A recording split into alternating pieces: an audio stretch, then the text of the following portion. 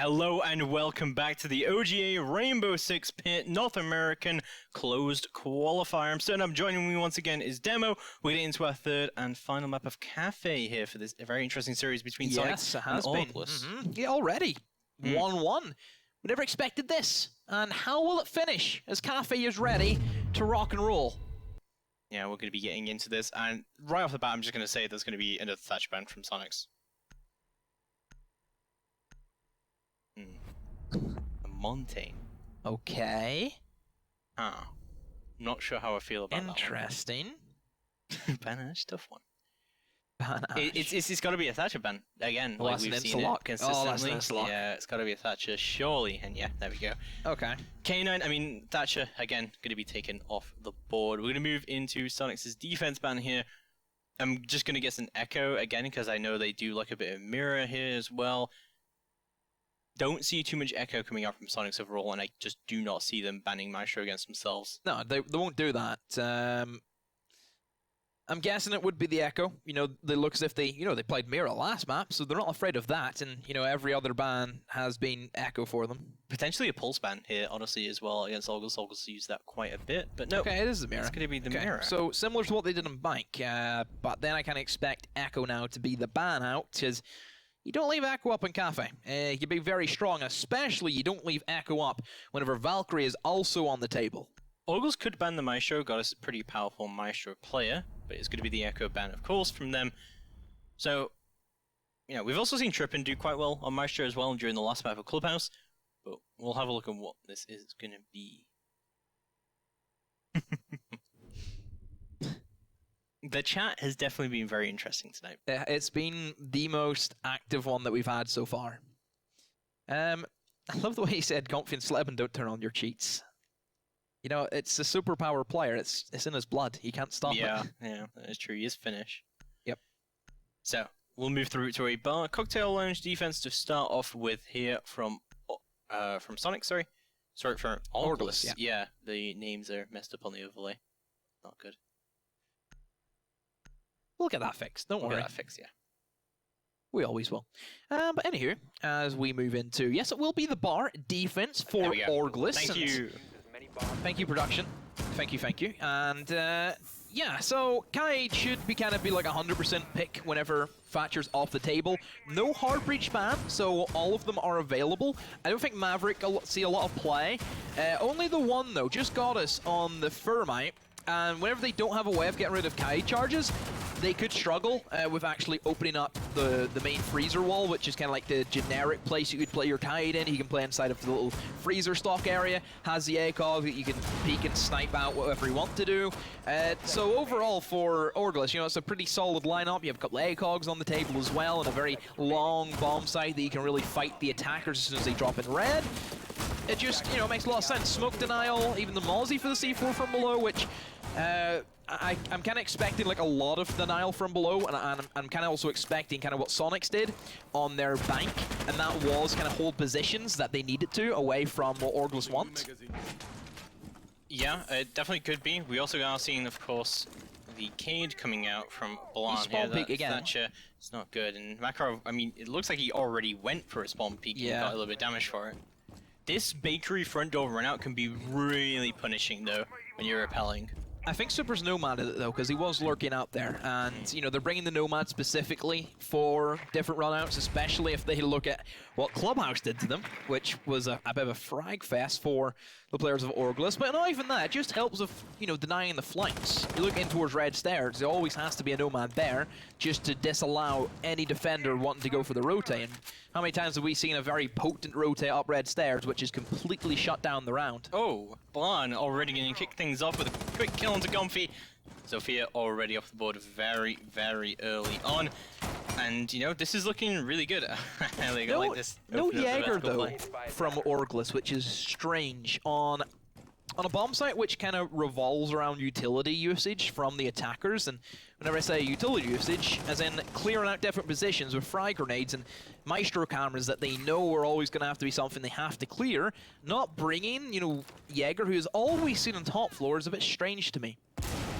Yeah, that is true. There's also just a lot of positions here that can be very, very easily cleared out by nades, but we'll have a look at what we want to do here. Orgless are 4v4 right now, but they still have all their utility up, as well as this freezer is still close as well. Blarn, you heard the thermite charge be planted down, but will not put an electro claw down. He'll still have that in his back pocket, as Goddess does find that entry up onto TimZ. This is looking great for Soniqs right now. They have it open, but Blarn wide peeks out, takes down Goddess in return. And, you know, Soniqs still have, like, a lot of time left to try and do something. They have their entry wall open, more importantly. They have Super on an off position towards the east rappel, and if he swings in and can try and catch Trippin by surprise, this should be able to be a pretty successful round, because now they have pretty much a triangle of death pushing in towards them, and everybody collapses on Soniqs, and the triangle of death, we'll call that one. Yeah, really good position coming out from Soniqs there. They managed to get in, and they managed to get all of that control necessary. Soniqs take the first round on attack, and so far, Orgless not looking great on their defenses. I really think, honestly, a big reason they lost that round is Blarn not throwing his electric claw. I swear he heard it. Yeah, he did hear it. Perhaps he thought that it was them trying to, like, plant like another wall, perhaps. But all yeah, he needs to do is throw that electric claw down next to him, and he would have got that wall. Because he did peek, and he was like, did I just hear that? But then he just didn't throw it. I don't know. I just think that was just poorly played by him, and allowing then the attack to have an entryway into Freezer just opens everything up that you could ask for. I like the fact that Soniqs, whenever they realize they have the man advantage, they will also go for like rotations similar to what we've seen Orgless do in Bank, and it does catch teams by surprise, because whenever you're kind of in that tunnel vision mode of just holding down from like west side, you're never really expecting someone like Super to repel in east window, which I like to see. So, moving into round number 2, we'll see an upstairs defense coming up from Orgless, and basically the same strategy coming out from them, except this time there'll be no Duck, but I think you'll be glad to see the Jaeger being brought here. Yeah, they needed the Jaeger, specifically to kind of hold off the Sophia from eliminating Maestro cameras, because you need that information whenever you're not bringing the Valkyrie, which is another strange one, because Valkyrie is extremely strong on Cafe top floor, and, you know, you can even get, like, a camera out towards east side, and you can cover that. You know, if there's a camera, they would have seen Super repel in. There's a lot of benefits for having the Valkyrie, and, of course, C4s from below are always going to be a potent thing that the defenders have going for them. Yeah, we're also talking about, like, information being brought here. It's kind of weird that we've seen very little Valkyrie across this series so far. Yeah, hasn't been banned once out of all the maps as well. She can be really good as well for this particular map as well, like that bakery front door that Makarov just opened up again that he was threatening last round as well. He said we got nomaded, but it's still like a threat of being able to be active on these windows. We've seen a lot of repelling coming out from Soniqs to try and get that early control of the piano. So being able to threaten runouts off of the intel from Valkyrie cameras can be good here. We're not going to see that so far from Orgless, but I think this strategy also works, like having the Mozzie as well downstairs with the shotgun and the nitro, and just being able to play downstairs aggressively can also be pretty good for you. Super using 2 nomads on the east window jump outs. So they are specifically playing him as like a lone wolf. So he just goes ahead and does his own thing, doesn't really assist his team in any way apart from the kind of pressure he has. But if he's already opened up with a kill onto the Maestro, then hey, who can complain against that? Makarov is looking for the jump out, but he hears the air jab being positioned right beside him. TimZ now, he will take up the same position the Maestro was at, and already Orgless are looking a little bit jumpy. They look as if they're in panic mode. There's a drone down here as well, and it is going to be able to catch out that Mozzie, hopefully, but Slevin is going to move in. He's going to get that entry up onto Makarov, doing very well for himself there. Gonfi should be able to get in here, open up this side wall, and Goddess should be able to get in here and potentially open stuff up. But of course, with no Thatcher, with no Maverick, it's going to be difficult for them to get open this wall. Looks like they're going to go for the same strategy they did last time. Nades are going to be coming out from Neptunes, of course, as well, but this isn't looking too good for Soniqs to actually, like, stalling out a little bit here, actually. Goes for the thermite charge, and once again, Blarn just nothing. He said he's going to try and wide swing it, and now right in the heart of Freezer is where he stands, and well, Goddess does get eliminated. It wasn't, you know, weird position. I doubt that Goddess would have expected him to play that with everything else that's kind of going on, and another one for Blarn as well. Even though he's been stunned, he's still picking up the kills, and another for Blarn. That's a triple. Can he add any more to the tally? That is absolutely insane from Blanc. He just goes huge. He gets a triple kill. And now he's regained the piano control more importantly, but also he's got Diffuser down here. So 30 seconds left to go on the clock. We've still got Super and Neptune's up, but I don't think Neptune's has any nades remaining. And they've actually lost a lot of control. They just spent the entire round trying to gain. And even Super, who used, he was used to just swinging in towards the east, trying to hold those kind of angles to allow his team. Now he has to come up himself and do the job. As he walks up in towards the white and, well, does win that gunfight, but still Blarn has control of Diffuser with 5 seconds to go, and Bravo Dog now being kind of like a human drone that can't really do much, and Blarn, there we go, an ace for Blarn, somehow he's made that work, and, Soniqs, what were you doing? You just fed the man, and now he's happy and well. I've never seen such a badly played position from the Cade turn into such a round-winning position played. Because, if he could have Impact Trick denied, or if he could have just put an Electric Wall down... 7-1, by the way. Done something, he would have just been able to bring in that, but Blanc is the only one on this roster who's had any kills whatsoever, and he just aced that round. He completely saved that round for Augulus. Like, there is no denying that whatsoever. Despite the fact that not using his utility earlier on may have cost them the round. So you still think they're playing better because Forceful's now a coach? Or do you now want to go with it's because Blarn's here? I just have no idea anymore. It just, in that position, it just feels like the Cade should not have won that, but... You feel okay?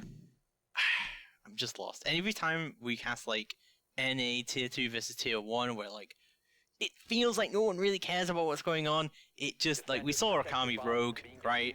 That's a great definition of kind of how I see this game starting to deteriorate into. It's not quite got there yet, and I don't think we're going to see another matchup like that, but it's starting to push its way there. We're getting to round number 3, though, and it's going to be a kitchen defense. And I think this is the best defense with the Thatcher ban. Yeah, it's really tough to eliminate not only the Kaid charges, but even a bandit can be pesky. And if you know that you're going up against a bandit, it forces your attack to push the top floor and use the verticality. Sure, you may be thinking, oh, but what if there's a Kaid? You can still eliminate Kaid charges from above. You can still do that. That's easy enough. It just means that you have to take a little bit more time and utility to do so. And honestly, I don't really see why teams wouldn't go for the upstairs vertical control to begin with, because that helps you a lot with clearing out the main B bomb site, looking in towards the A as well. So, top floor is always going to be a big thing that teams will look towards. But there has been teams which just like to play fast and aggressive, but with the Thatcher ban, that doesn't really exist now. So, we'll see Pest going to go down up over this top floor from Bravo Dog. Now, you should be able to do a little bit of roaming here, but you are right, it's going to be kind of pushing your entire push vertically. And this could be an issue for Soniqs if they're not too confident in dealing with the roam game coming out from Augulus. You see Bravo Dog, of course, up on that Mozzie, about to do what he can, as drones are going to come out sequentially from Soniqs. So Soniqs will be going from the top floor, moving their way towards the mid floor, and finally into the point. The reason why they're doing this is to make sure that there is no pesky roamers that have been causing them a lot of pain in the backside, but for the most part, I feel as if Augulus have been a lot more tamer so far. If you look at their 2 top floors, it's not been the same kind of aggressive nature that we're used to seeing from them. Whenever I say used from them, as in the bank matchup, which was absolutely Monkey Fest 2.0. And also the clubhouse as well. We saw a lot of spawn peeking coming out in clubhouse as well from Makarov as well, going for those aggressive runouts and just being aggressive overall. But yeah, you are right. We haven't seen that as much on this matchup. Oh, Bravo Dog. It's unlucky for him. Things you hate to see. Yeah, just hitting the railings there as Gonfi takes him out from such a long sightline away as well. But we'll see how the rest of this starts to go down as playing Neptune's just opening up the floor as much as you can. Okay, so you've now lost a C4 off the board by going for a very risky pick. So if you're Augulus, you either play to the mercy of the sledge, and that is kind of try and dodge around his holes, or you do try and pick these sledge holes and try and get that frag back. And if you do kill the sledge, and that means he's not going to be able to open up anything more, and, well, to say that, there he goes in, and this is the power that the vertical control always will have on Kitchen specifically. There is still that Kaid charge, which is difficult for Neptunes to deal with, and he has to really time the nade perfect if he wants to eliminate that and give Goddess the opening that she needs. No, he's gonna make sure that Goddess can make her way over there. Trippin, meanwhile, over in Coast is gonna try and do what he can, but Gonfi moves all the way into side, gets a double kill out of it, and it's gonna be all Soniqs in a flawless round from them. And again, just, yeah, Augulus. Not able to put that entry frag up, I think it's just completely what lost them the round there. Like, you're playing too conservatively there, and as soon as they went for an aggression, they just get shut down immediately. And again, it's still, Blanc is the only person with any frags on this team. Whenever Soniqs look strong in their attacks, boy, do they look strong. They look so clinical whenever they have everything going for themselves. You take Bank, for example, on their kind of attacks. You know, those first first 3 rounds, the lockers and the 2 CEOs, Soniqs looked just crucial and were dominating Augulus right to the T. But then as soon as Augulus started getting a little bit, you know, frisky and started getting those picks and those peaks and started everything going in for it, then Sonic started to kind of trip up at the hurdles. And I feel with Augulus, they need to do this again. They need to try and take the fight to them, have that aggressive nature. I'm not saying just keep jumping out of windows, because eventually Soniqs will just sit and spawn and wait for you to do that. But go for an extended hold, go for a roam game. Just do something that Soniqs are not going to be expecting. So, moving into round number 4, we're going to go back down to kitchen as well. Augulus convinced that they can do something here, and you know, I think they can with just like this, you know, good aggressive roam game coming out. It's good that they're being a little bit more confident about their defense sites here, because we saw on the clubhouse that they were, sorry, on Bank, that they were changing sites every single round and just trying to find something that was working. So we'll have a look at what Augulus want to do here. Hopefully they've managed to coordinate a bit of better defense here. And, you know, I think in a way there has been some adaptation coming out from them. Like, you know, they brought the Jaeger last time. Now we see the Mozzie combo coming out. I think this is a little bit better for what they want to do in the roam game. And they've already found a drone out of it. Yep. Soniqs. Again, top floor sweep from them. But Augulus, they have a lot of roamers. Only one guy on site. Blarn, aggressive main stairs. You also have the guy lurking in towards the backside and towards raiding, and then 2 playing inside of the dining train area. They do have the entire double wall looking into red soft, so if there was ever to be a rush from Soniqs, they could stop that in its tracks. A lot of pressure now for Soniqs to see how they can execute an off-site roam clear-out. It should be pretty simple for them whenever Gonfi has been having an excellent game, and Super, he just peeks in with really no intel, and Trippin does trip him up. Yeah, he does take him down, and that's Trippin finding his first kill of the matchup. Sorry, of this map. Yeah, come on, let's not be too harsh on him. Yeah, he has got a kill. Come on. He did well in the last map in the end. So, Soniqs going to go for that top floor down and clear. And as I said again, just going purely for that vertical play. But I think, yeah, from Augulus, this is much better. Like, being aggressive, being this top floor roam, taking out drones, just having an aggressive roam can do well for you, but not like that. Makarov is going to go down and no trade coming through so far. But, oh my god, from reading as well, the wide peak comes out from Trippin, and he secures the triple kill for himself. 2v3, Goddess, Neptune. How can they pull this back?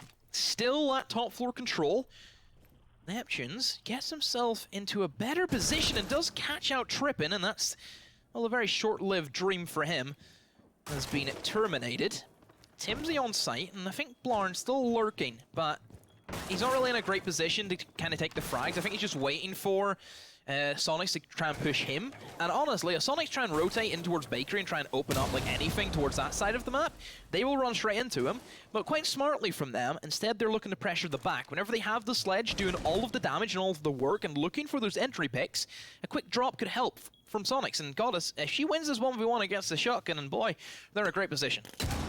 Yeah, they are. Nades are going to start to come out. Timsy is just going to smoke it all out to prevent the drop, but it is going to come down anyway. Neptune's find his way into the site. And Goddess is also going to drop down there as well. This is difficult to move through, but Neptune's is going to get the entry kill. Timsy goes down. It's all down to Blanc to try and bring this in. The plant starts to go down. Blanc has to make it now or never if he wants to try and bring this in. He goes to the white peak. He takes Neptune's down. It's all down to Goddess to try and bring this in. The diffuser has gone down. It slowly starts to do its work. Blanc impacting it to see if he can hear anyone over there. He knows there's going to be no one over there right now. Maybe convinced it behind the bomb. A slow creep coming around from Goddess, still holding it down. Blanc trying to push up, trying to find the diffuser, but Goddess shuts him down, and Soniqs will take round number 4. Absolutely clinical from them. And a great adaptation as well to push the backside rather than to try and keep pushing Bakery and run into Blanc. So, and then we've got a bit of a game on our hands here. August with a little bit more greater adaptation there in that game, in that round even. Yeah, position from Blanc kind of cost them there, because as soon as they seen that the hatch was getting opened, rather than anything else, they should automatically think, okay, they're going to drop the back. Blanc was still just kicking about in Bakery, not really doing much. He had to have a better rotation, because you're relying so heavily on Smoke to really show up for you, and it's always going to be a tough one. I kind of feel as if the positioning from Smoke was also pretty poor. The fact that he backed away from the close angle and bomb meant that, you know, that shotgun is not going to nail a shot if he peeks you from the freezer, which is exactly what happened. He also needed to stay a lot closer. Sure, he was fearing the nades, but he heard both of them go off. Why didn't he just go back in the same position? That's true. That is true. Attackers need to locate and defuse. Regardless of that, we're going to see August go back up to this top floor, which maybe so famously at this point now. Blanc got his ace up here, was able to secure the round finally. But so I'm going to see a very similar setup coming out from August here. Let's see how they want to deal with this. Sonic so far have been pretty consistent in these attacks, and honestly, even if they lost both of these next 2 attack rounds, they could probably walk away pretty happy, especially with a Thatcher banning 3 attacks here. Pulse being brought for the first time. Curious to see how they'll play him, because they have brought the Mozzie for the most part in that position. Still no Valkyrie as well from them. I'm curious to see how they will position Bravo Dog. Will they have him on site to kind of begin with, and then have like a hatch for him to rotate below? Will he play in reading to try and gain early information? Can he just scour around the second floor and just kind of do whatever he wants? I kind of feel if you're playing the Pulse, you need to play him as a source of information first, more than anything, because early information is great to kind of figure out where people are positioned. Like, if you play in Reading Room, you can also pulse through the east wall and see if anybody's lurking towards that. And, well, from Soniqs, we know that that's a favored position for Super to play in, and Sleppin, just right off the rip, eliminates Blarn. And that's sloppy from Orglis. Really sloppy from Blanc to allow himself to get picked like that so early on from the skylight. He's going to go down, and that is a massive utility pick going to be coming out from August here. We'll see how the rest of it does develop, but this is not looking good for August at all. They're losing their star player as well as such heavy utility. Drippin going to be holding down to Piano and see what he can do here, but you are right about Pulse. Should be playing off the info and should be able to give a good idea of what the Sonics push is going to be here, but it's been pretty consistent for the most part of what they want to do. Okay, so he's looking to go for the C4, right up in towards the red hatch. Gonna go for a jump out, though, and that's a freebie. And Neptune's, he falls, but still, it's something that got back into their control, but then they still lack the Maestro, who is currently being downed and not in a position to get revived. And Comfy finally picks him off, but he's got something back, which is kind of what they were missing, was a little bit of an oomph in their engine to get them going, and he is still a threat below with the C4. Nobody from Soniqs is interested in taking him out. They're just looking to force their way into bomb site. They've lost their guide, so now they know that there is no, you know, there's nothing that kind of stops Goddess from pushing in and open up the freezer wall, but to be fair, there hasn't been anything stopping her in the past, because Blarn just doesn't want to use his gadgets for whatever reason it is. But this is still not good for Orglis. The C4, no, that's going to get wasted, and now for Bravo Dog, he has to go back to site, because that's the only thing he's going to be able to use now is the gun. He still has the info coming out as well if you just want to give a little bit more obvious call-outs, but Comfy very aware of a potential flank here as Slebin pushing through onto Pixel and seeing what he can do from this side. Leisure Minds are going to get shot out as well. Goddess waiting for the opportunity to move into the side and start the plant. As Super drops off from the side, may go for a repel up onto White maybe, or maybe just pushing up entirely. Slebin is the first one in on the entry, trying to get something to work here. Super on the repel outside of Cocktail to see what's going on. They're going to ping out where they are as Goddess gets her entry, and there we go, Slebin takes down one as well. That's a free one to Timsies. Comfy closes it out, and Soniqs take round number 5. Much better attacks coming up from Soniqs across the board, but yeah, really sloppy stuff coming out from Orglis. Whenever the attacks from Soniqs work, they work well, and really strong stuff. You know, we've barely seen them in kind of clutch positions apart from that one in Kitchen, but you know, you look at the first bar, it was a clean sweep kind of for Soniqs. You know, they still had more than 3 people alive. You look at then the third Kitchen round that they had, again, another very clean, I think it was a flawless from them as well that round, and then the bar, again, 4 people still alive. So everything for Soniqs it just looks a lot stronger from them. Orgless. It's a tough one to kind of put them in because they've looked good in some places, but it's kind of the basics that they're missing. I think the refrag potential is what they've really been lacking, kind of pushing in ones rather than duos has been a big misstep from them. Soniqs are taking a big chance of actually leaving roamers below, especially the Pulse. Pulse did waste a C4 and didn't get anything from it, but that could have ended a lot worse from them. Perhaps now Orgless, they need to try and look at really exploiting the weaknesses that Orgless leave, and that is the roam game coverage. They don't have any of it.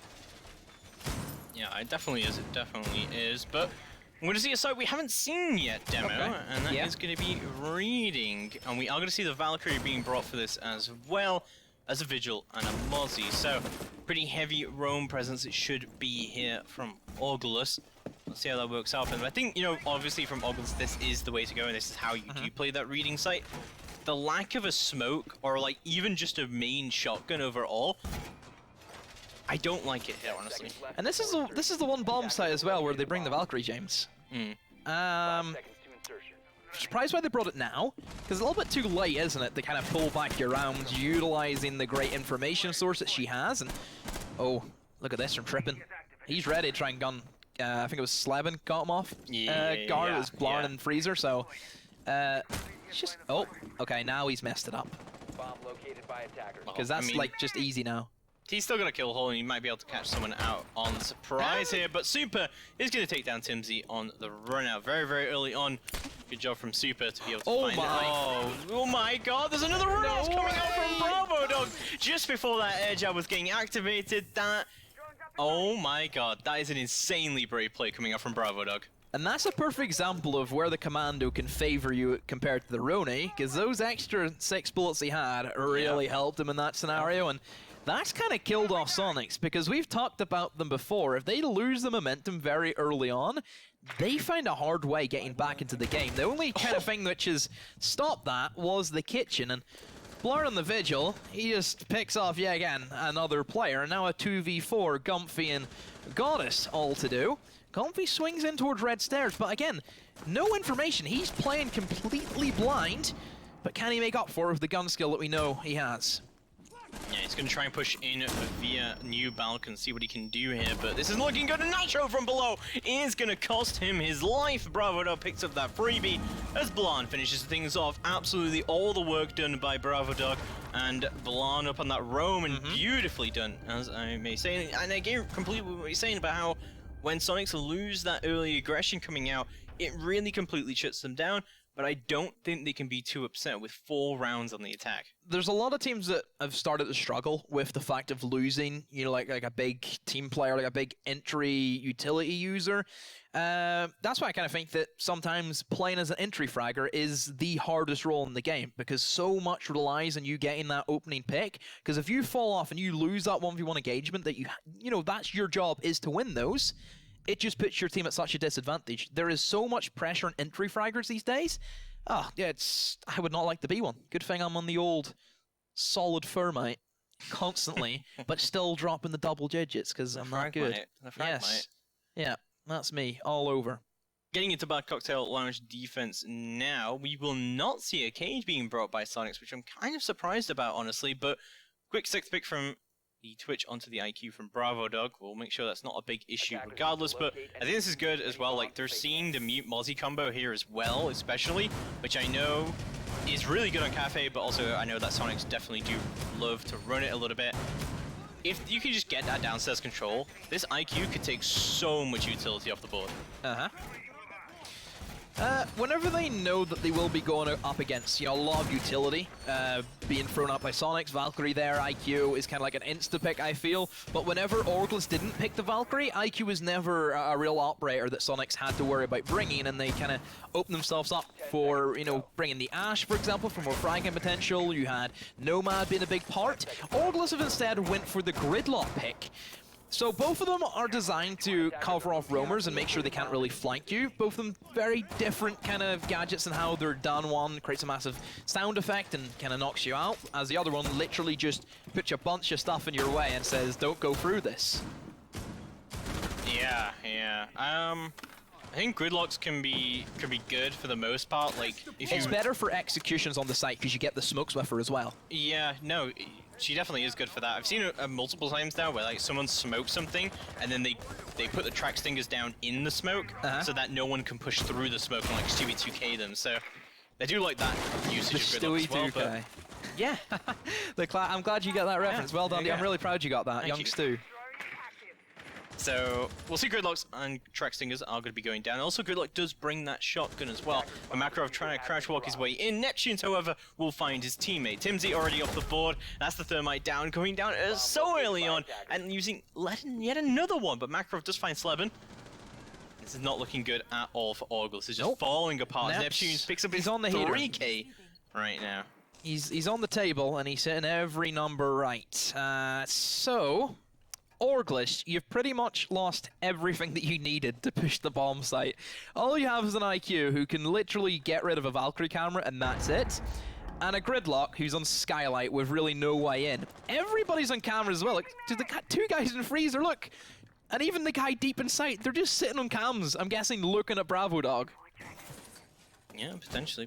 More track stingers are going to go down. Blan's going to recover the diffuser, but it's a 4v2. It's a big ask for Orgulus to try and come in here and do anything right now. They have no hard breach right now, but Bravo Dog is going to be able to breach charge his way in as Blan tries to push down the opposite side. Bravo Dog is very lit up right now.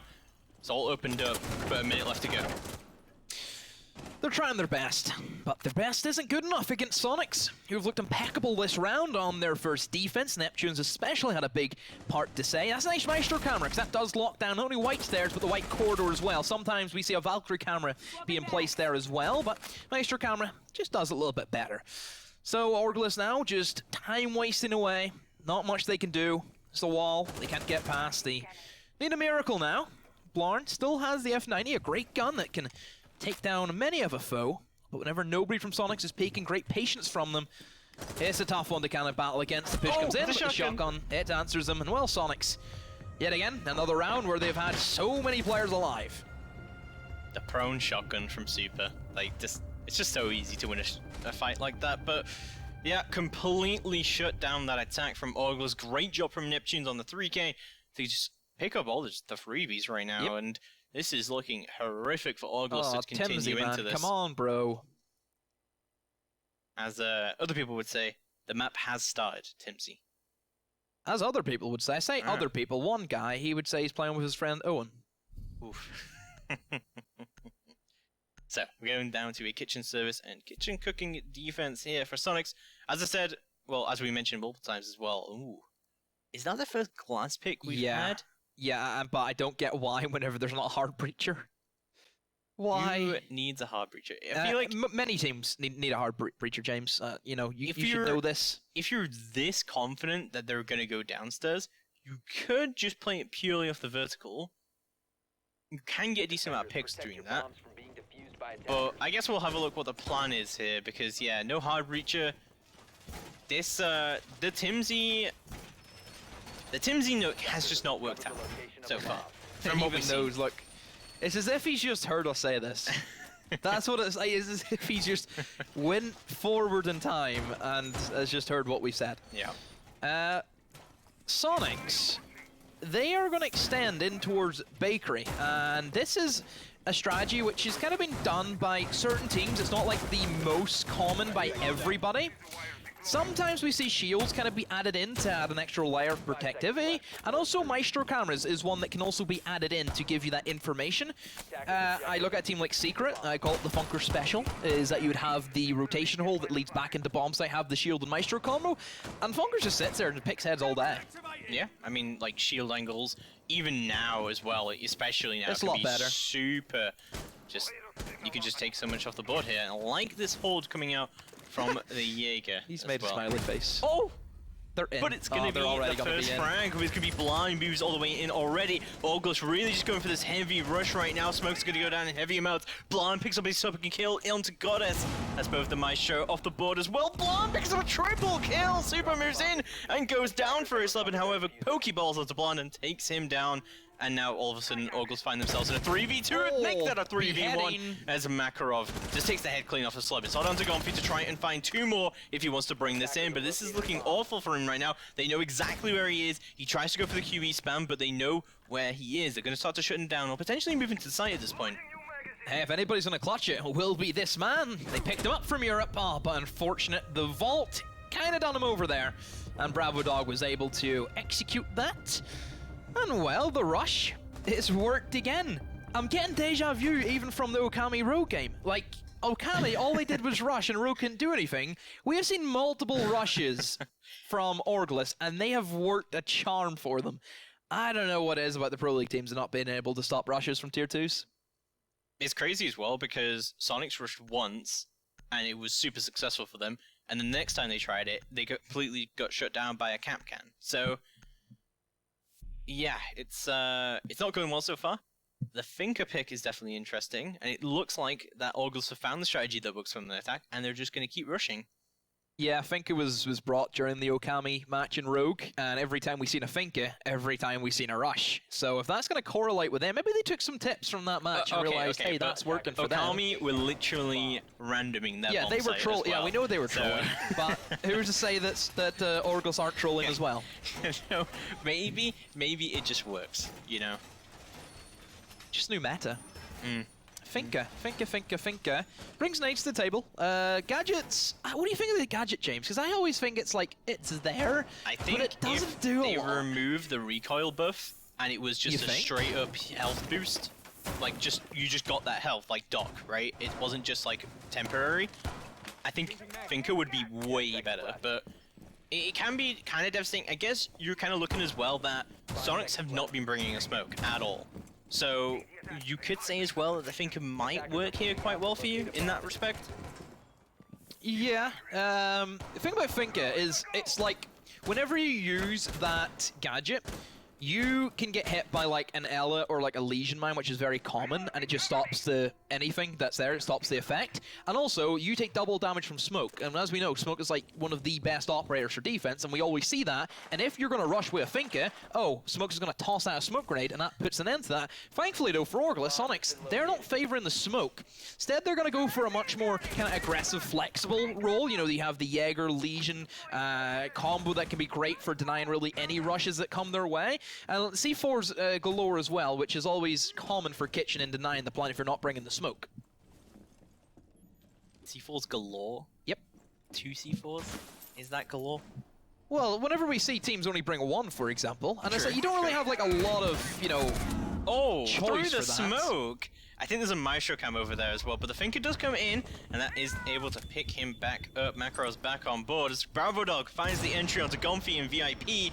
This is looking much, much better, but Super peeks out again, what, to confirm the kill, but goes down for it. Neptunes finds one onto Trippin, however, but Blanc is starting to do the work through onto Prep, but Neptune shuts him down. That's a double kill for Neptunes on the round, and this rush from Orgles has just been completely shut down across the board. It wasn't really a rush, it was just they tried to walk in and got shut down straight away, because they were... The definition of a rush is taking them by surprise from different angles. Sure. If you're trying to walk in at like a minute 30, that's already into the round. That's not quick. You know, you're not going to catch anybody on their setup. You're pushing from one direct way.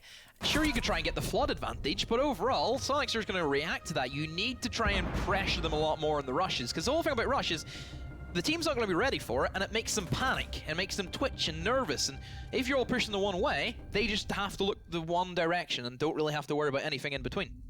Yeah, much, much better coming out from Soniqs to shut down, not a rush, but early aggression coming out from Orgles to try and get that control. Orgles getting punished for a lack of a hard breacher there. Blanc really doing the work for his team, but unable to bring it in. And Timsy.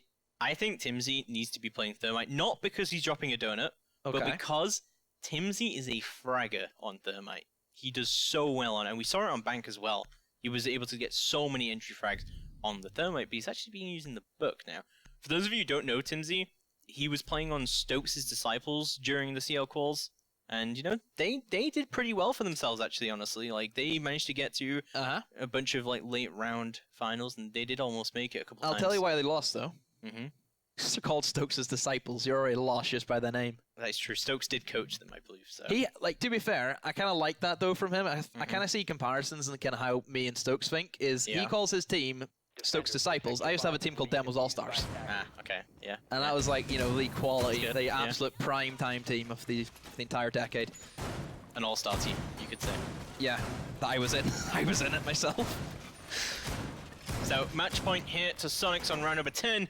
We'll see what they want to do here. But so far, Soniqs have looked really impressive on Cafe so far.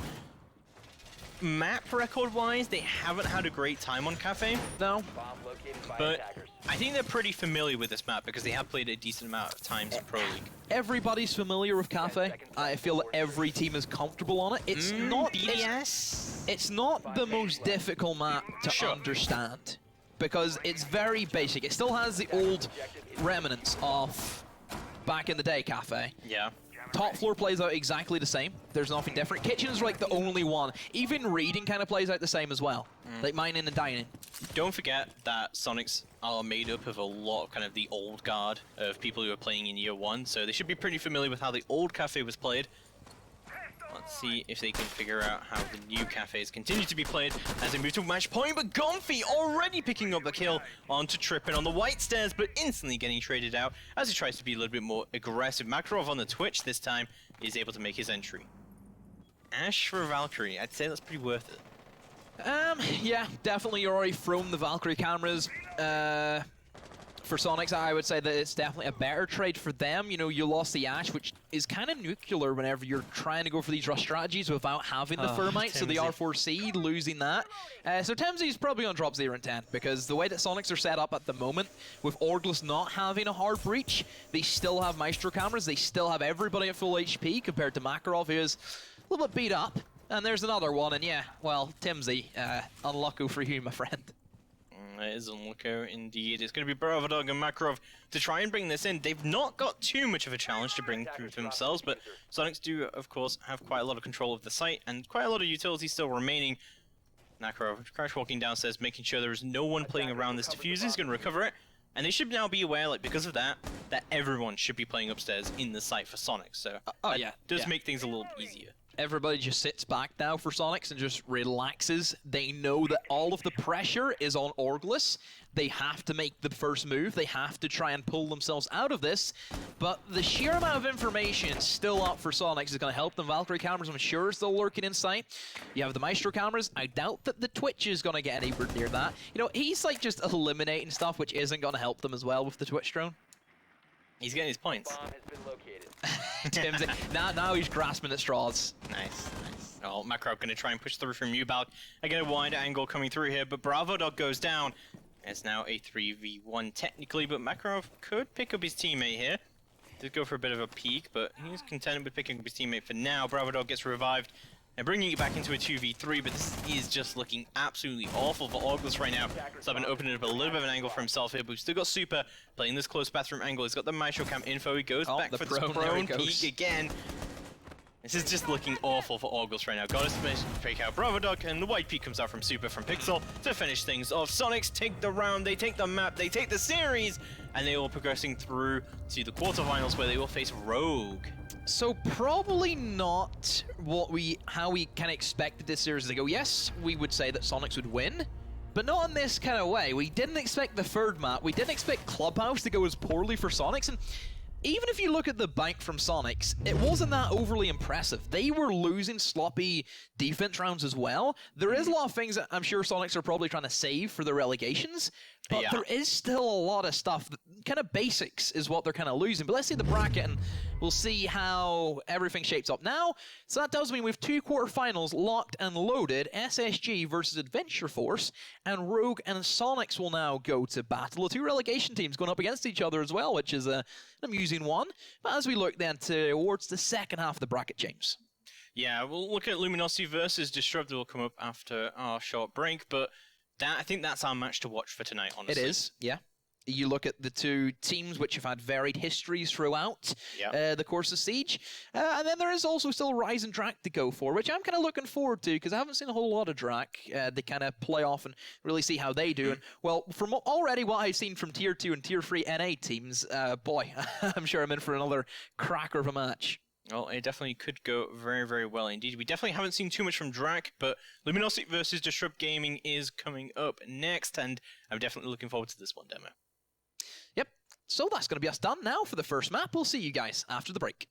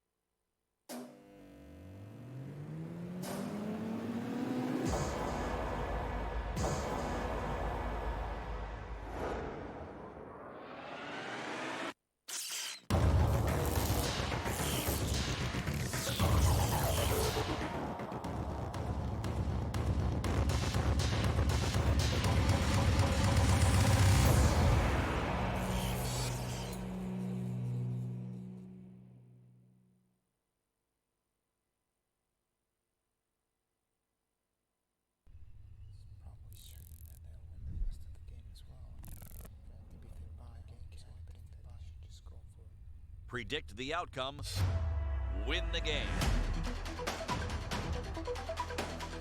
Get live coverage and schedules for your favorite tournaments. Analyze, predict, and vote to gain points.